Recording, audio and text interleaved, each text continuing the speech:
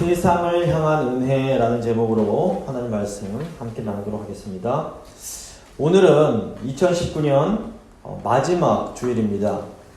아시겠지만 이제 제가 특별한 절기 때 외에는 창세기를 지금 순서대로 쭉 차례차례 강해 설교를 하고 있습니다. 이 강해 설교가 여러 가지 좋은 점이 많습니다. 이 설교자가 자기가 하고 싶은 말을 막 성경에서 골라서 전하는 것이 아니라 하나님이 주시는 말씀을 차례대로 한다는 것에서 중요한 의미가 있습니다. 그런데 강의 설교를 하다 보면 간혹 설교하기 굉장히 힘든 본문을 만날 때가 있습니다. 그 중 하나가 이제 족보, 계보에 대한 설교입니다. 그런데 오늘 본문인 창세기 36장이 야곱의 쌍둥이 형인 에서의 계보에 대한 내용입니다. 이제 오늘 말씀을 준비하면서 계속 말씀을 묵상하다 보니까 여기가 한 해를 정리하는 마지막 주일 설교로서 이 계보에 대한 내용이 굉장히 중요할 수 있겠구나라는 것을 깨달았습니다. 이 에서의 별명이 불다란 뜻의 에돔입니다. 훗날 에서의 후손들을 에돔 족속이라고 부르고 또 이 에돔 족속이 살던 세일 땅을 에돔 땅이라고 이제 부르기도 합니다. 이제 아기 예수님을 죽이려고 했던 이 헤롯 대왕이 바로 이 에돔 족속 출신입니다. 근데 이제 에서가 이삭의 아들이었지만 아브라함의 약속을 계승하지는 못합니다. 그런데 이 성경이 이 약속을 계승하지 못한 에서의 계보를 굉장히 길게 지금 소개하고 있습니다. 왜 이렇게 약속받지도 못한 에서의 이 족보를 길게 소개하는 것일까요? 여기에 아주 중요한 의미가 있습니다. 성경에는 이 세상에 두 종류의 사람들이 있음을 가르칩니다. 한 종류는 저희처럼 하나님의 부름을 받아서 이 세상으로부터 나와서 하나님께 속한 사람들입니다. 즉 하나님의 백성들입니다. 또 다른 한 종류는 여전히 이 세상 가운데에 속해 있는 세상 사람들입니다. 아브라함, 이삭, 야곱 같은 창세기의 족장들은 세상에서 부름받아 하나님께 속한 사람들을 대표합니다. 반면 이삭의 형제인 이스마엘이나 또 야곱의 형제인 에서 같은 사람들은 아직 이 세상에 속해 있는 사람들을 대표한다라고 볼 수 있습니다. 근데 이제 성경 보시면 이 세상에도 두 가지 이중적인 의미가 있습니다. 우선 세상은 하나님께로 돌아와서 구원받고 복을 받아야 할 은혜의 대상입니다. 요한복음 3장 16절 17절 보시면 하나님이 세상을 이처럼 사랑하사 독생자를 주셨으니 이는 그를 믿는 자마다 멸망하지 않고 영생을 얻게 하려 하심이라.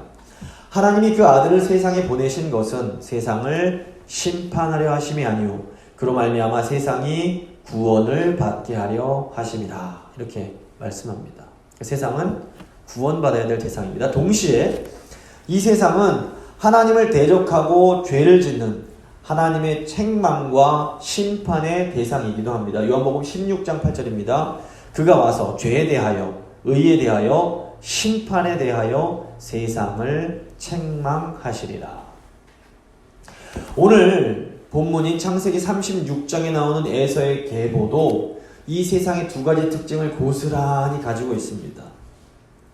에서가 대표하는 세상은 한편으로는 하나님의 은혜로 구원받아야 할 존재이지만 동시에 하나님을 대적하고 죄를 지음으로 책망받고 심판을 받아야 할 대상이기도 합니다. 그래서 오늘 본문을 통해서 하나님의 백성인 우리가 이 세상을 어떻게 바라보고 이해해야 할지에 대해서 한번 생각해 보도록 하겠습니다. 세 부분으로 나눠서 오늘 본문 살필 텐데 첫 번째 하나님의 마음, 두 번째 세상을 향한 은혜, 세 번째 세상의 도성입니다. 하나님의 마음, 세상을 향한 은혜, 하나님의 도성, 하나님의 도시입니다. 첫 번째, 하나님의 마음입니다. 에서의 계보는 이 에서가 대표하는 세상을 향한 하나님의 마음을 우리에게 알려줍니다.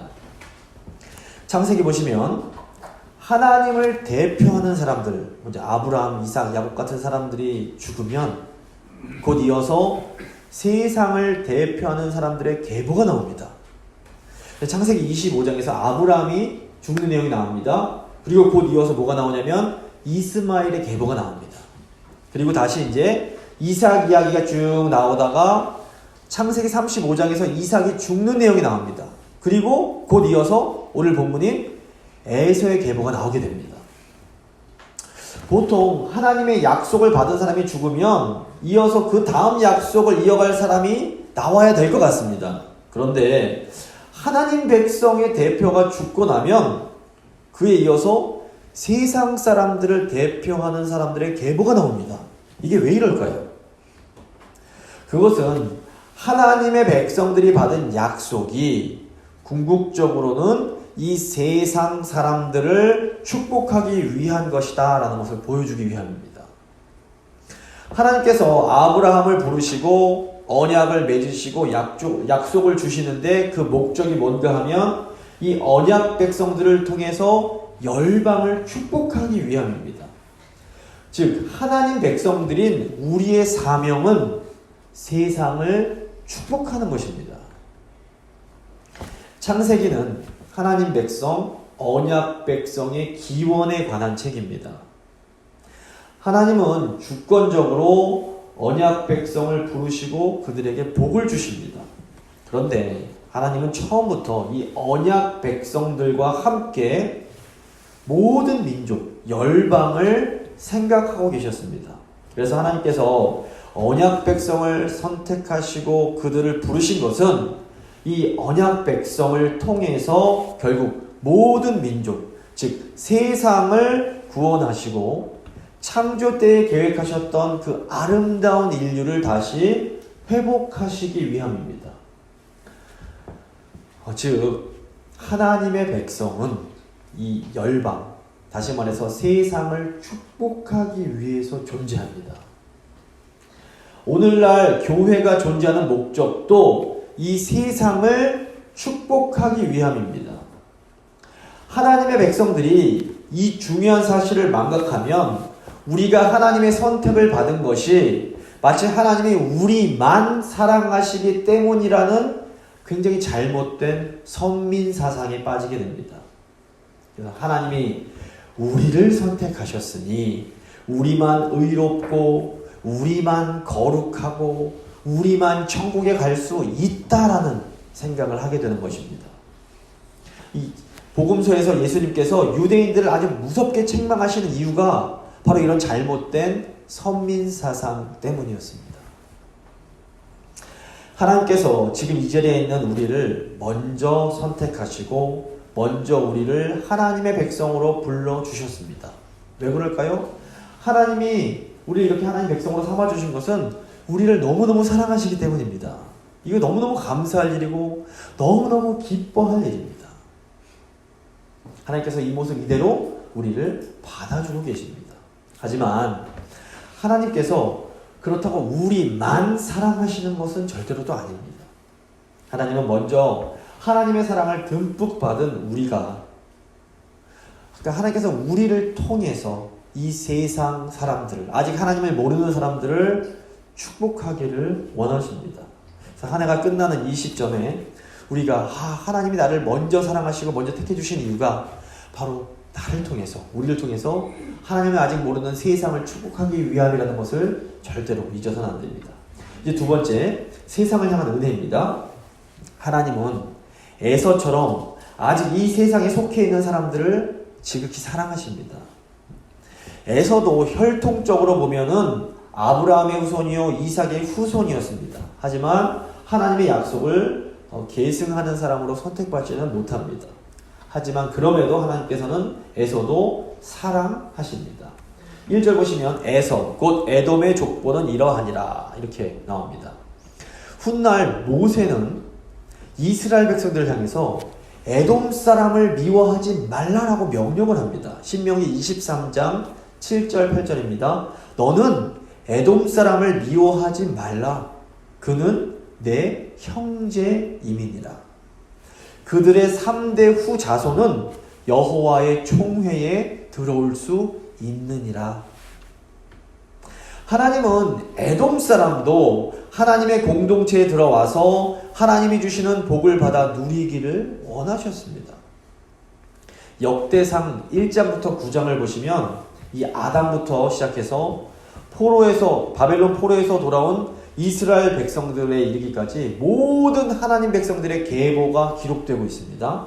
그런데 놀랍게도 이 언약 백성의 계보에 아브라함의 아들인 이스마엘과 이삭의 아들인 에서의 그 계보가 포함되어 있습니다.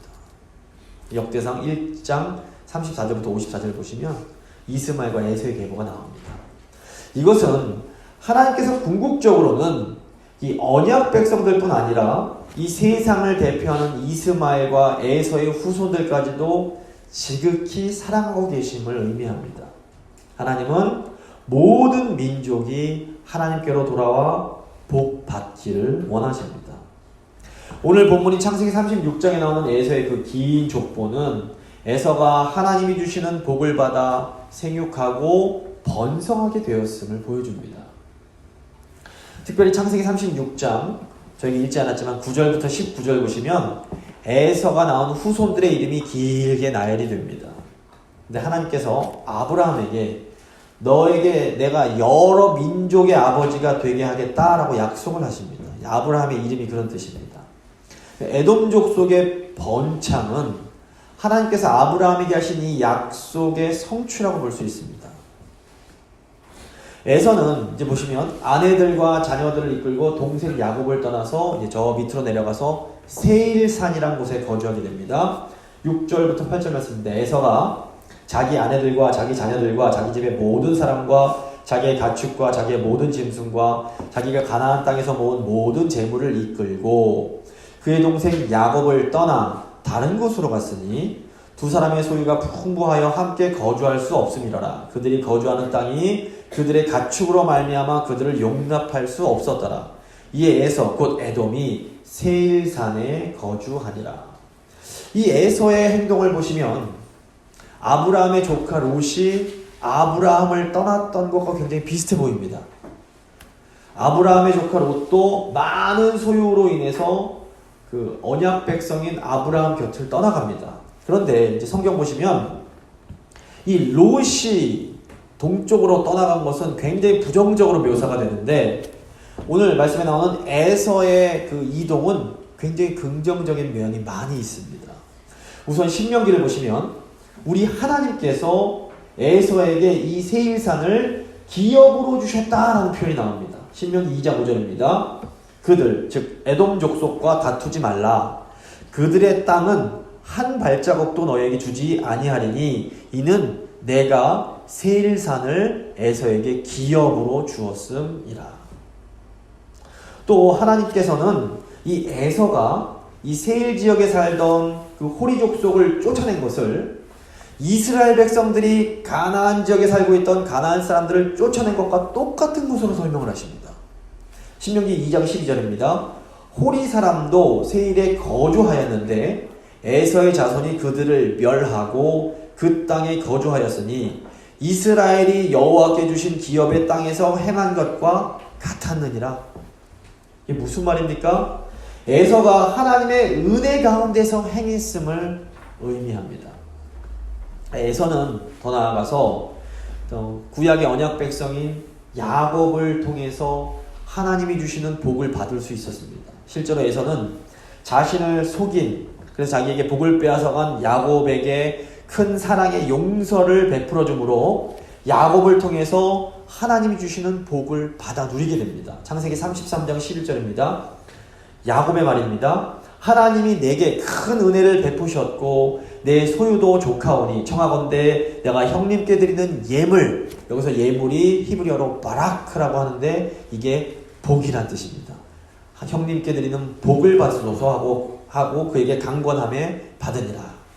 그러니까 구약 시대에 이 세상 사람들은 창세기 이제 12장 또 17장에 따르면 하나님의 백성들을 축복함으로 복을 받을 수 있었습니다.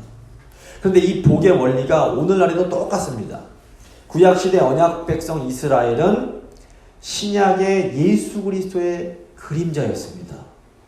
그러므로 이 시대에 이 세상에 속한 사람들은 예수 그리스도의 몸된 교회로 들어와서 예수님을 구주로 받아들임으로 하나님이 주시는 구원의 복을 받을 수가 있게 되는 겁니다.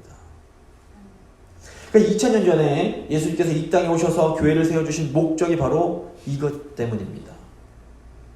그러니까 에서는 지금은 이 세상에서 방황하고 있지만 결국에는 하나님의 은혜로 구원받아야 하는 우리의 형제들을 상징합니다.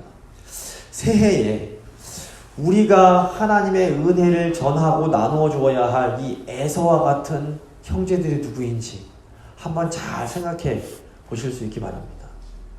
마지막으로 이제 세상의 세상의 동선입니다.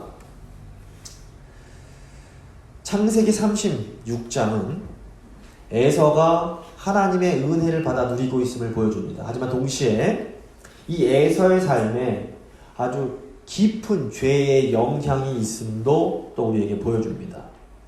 에서가 가나안 족속 출신의 아내 2명을 이제 얻습니다.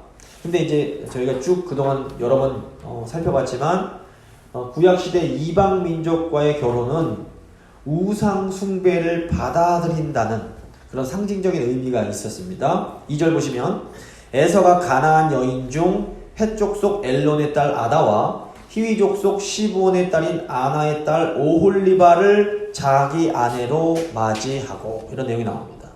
근데 여기서 주목해야 할 사람이 에서의 두 번째 부인인 오홀리바마입니다. 오홀리바마. 이 오홀리바마는 에서가 정복한 세일 지역에 살던 호리 족속 출신의 여자였습니다.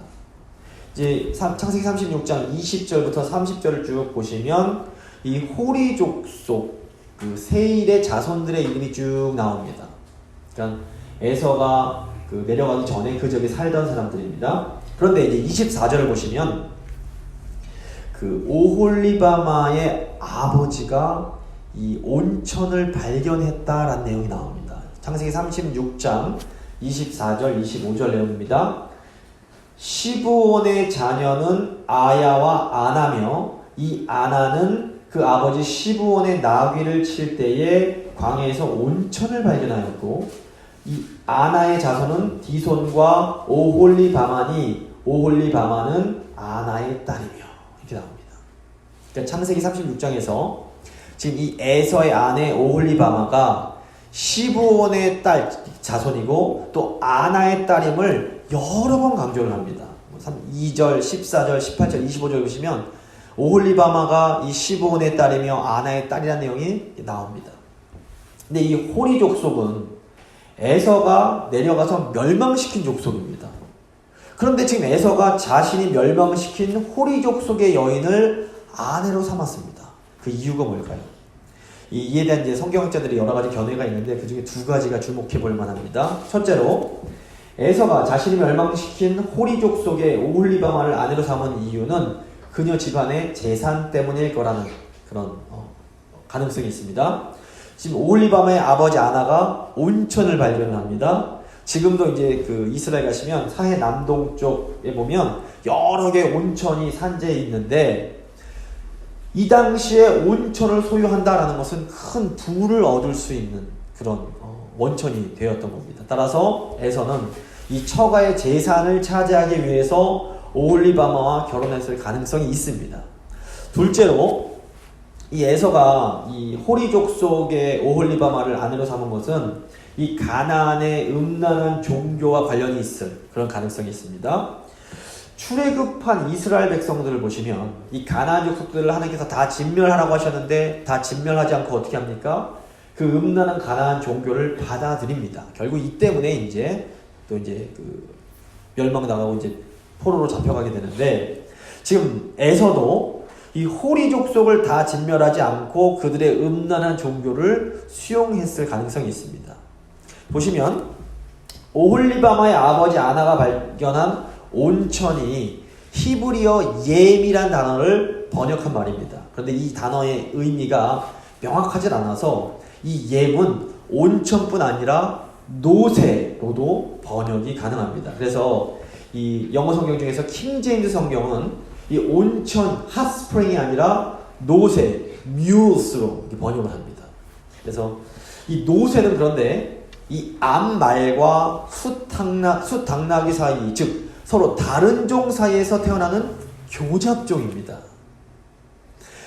그러므로 오홀리바마의 아버지 아나가 지금 나귀를 치다가 노새를 발견했다라는 것은 그가 성적으로 음란한 가나안 종교의 제사장이었음을 의미하는 그런 가능성이 있는 겁니다. 더욱이 이제 오홀리바마라는 이 여자의 이름의 뜻이 지극히 높은 곳의 장막이란 뜻인데, 이 고대 근동에서 높은 곳은 신들, 즉 우상들이 있는 장소를 의미했습니다. 그리고 이 내용은 창세기의 내용과도 굉장히 연결이 많이 됩니다.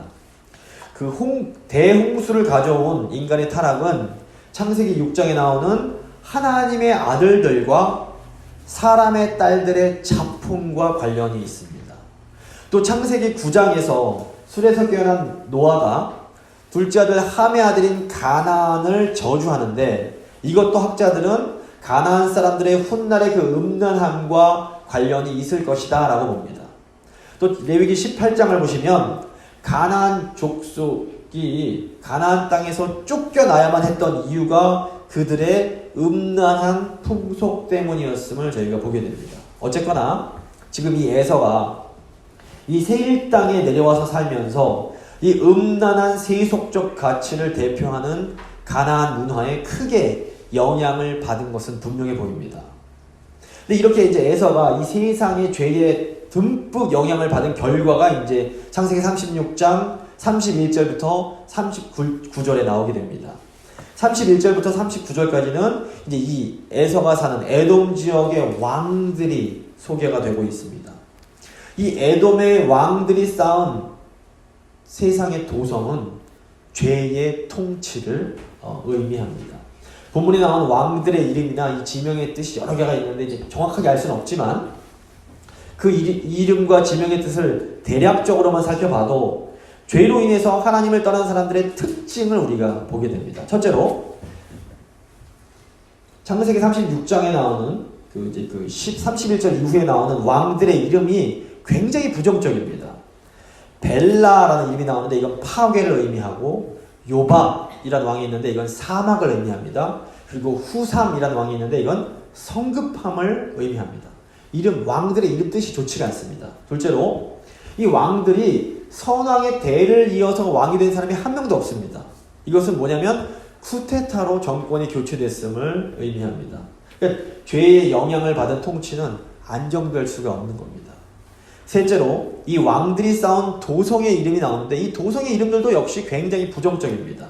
32절 보시면 벨라가 쌓은 도성인 딘하바는 도둑들의 속을, 또는 너에게 심판을 내리리라 라는 뜻입니다. 35절에 하닷이란 왕이 쌓은 도성 아윗이 나오는데 이것은 페허라는 뜻이 있습니다. 도시 이름이 페허입니다. 그리고 39절에서 하닷이 쌓은 도성 바오는 양이나 염소의 울음소리를 의미합니다. 그러니까 도성을 쌓은 에돔의 왕들의 모습은 하나님을 떠난 가인의 모습을 생각나게 합니다. 창세기 이제 3장 보시면 동생을 죽이는 죄를 지은, 창세기 4장 보시면 동생을 죽인 죄를 지은 가인이 여호와 앞을 떠나서 자기의 성을 쌓게 됩니다. 창세기 4장 16절입니다. 가인이 여호와 앞을 떠나서 에덴 동쪽 놋 땅에 거주하더니 아내와 동침함에 그가 임신하여 에녹을 낳은지라. 가인이 성을 쌓고 그의 아들의 이름으로 성을 이름하여 에녹이라 하니라. 지금 가인이 쌓은 이 도성은 하나님을 떠난 인간이 쌓은 최초의 도성입니다. 하나님을 떠난 사람들은 스스로를 지키기 위해서 도성을 쌓게 됩니다. 그리고 오늘날에도 세상 사람들은 자기를 지키기 위해서 열심히 도성을 쌓고 살아가는 경우가 많습니다. 하지만 아무리 강한 도성처럼 보여도 하나님께서 지켜주시지 않는 도성은 결코 안전할 수가 없습니다. 그런데 우리에게 또 다른 도성이 있습니다. 이 도성은 믿음의 조상 아브라함이 거하기를 간절히 소망했던 도성입니다. 히브리서 11장 9절 10절입니다. 믿음으로 그가 이방의 땅에 있는 것 같이 약속의 땅에 거류하여 동일한 약속을 유업으로 함께 받은 이삭 및 야곱과 더불어 장막에 거하였으니 이는 그가 하나님이 계획하시고 지으실 터가 있는 도성을 바랐음이라. 우리가 예수님을 믿는다라는 것은 이 아브라함이 소망했던 이 안전하고 영광스러운 하나님의 도성으로 들어오는 것입니다. 이 도성은 하나님이 계획하시고 지으신 도성이기 때문에 그 누구도 무너뜨릴 수가 없습니다. 결국 이 세상에는 두 종류의 도성, 두 종류의 도시가 존재합니다. 하나는 죄의 지배를 받는 세상의 도성입니다. 인간들은 스스로를 보호하기 위해서 이 도성을 건설합니다. 그리고 세상 사람들은 사람들이 쌓은 이 도성의 왕이 되고 싶어 합니다. 하지만 이 왕좌는 언제 빼앗길지 모르는 굉장히 불안한 자리입니다. 후퇴다가 일어나서 계속 넘어가는 그런 왕의 자리입니다. 이 도성은 돈, 권력, 지식과 같은 것으로 쌓은 도성이기 때문에 아무리 크고 든든하고 대단해 보여도 결코 완전하지 못하고 안전하지도 못합니다. 하지만 우리에게 있는 또 다른 도성은 하나님이 계획하시고 기초를 놓으신 하나님의 도성입니다. 이 도성은 믿음의 사람들을 위한 영광스러운 도성입니다. 믿음의 사람들은 인간이 쌓아 올린 도성이 아니라 하나님의 도성을 기대하고 사모합니다. 이 도성은 그 어떤 인간이 세운 도성보다 안전하고 튼튼합니다. 어떤 인간도 이 도성을 무너뜨릴 수 없습니다.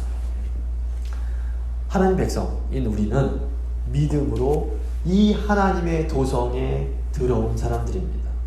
그렇다면 이제 이 든든한 도성에 있는 우리가 이 세상 사람들을 위해서, 에서와 같은 세상 사람들을 위해서 무엇을 할 수 있는 것인가요? 우리는 자신을 왕으로 삼는 자리에서 내려와서 예수님을 왕으로 모시는 삶을 살 수 있도록 에서와 같은 사람들을 도와줘야 됩니다. 이것이 우리가 복음을 전하는 이유입니다. 이 세상의 도성에서는 내가 왕이 된다 할지라도, 가장 높은 자리에 올라간다 할지라도 결코 행복한 삶을 살아갈 수가 없습니다. 하지만 하나님의 도성 안에 들어와서 예수님을 왕으로 모실 때 우리는 하나님의 통치가 주는 참된 만족과 참된 기쁨을 누리면서 살 수가 있게 됩니다. 말씀 마무리 짓겠습니다. 우리 하나님은 에서와 같은 이 세상에 속해 있는 사람들도 사랑해 주십니다. 하나님은 이 세상에 속한 사람들이 예수 그리스도를 통해 구원받고 하나님께로 돌아와서 하나님이 주시는 참된 복을 누리기를 간절히 원하십니다. 2020년 새해에는 우리 교회가 세상을 축복하는 이 사명에 더욱 힘쓰므로 하나님의 은혜를 더 풍성히 받아 누릴 수 있게 되기를 간절히 소망합니다.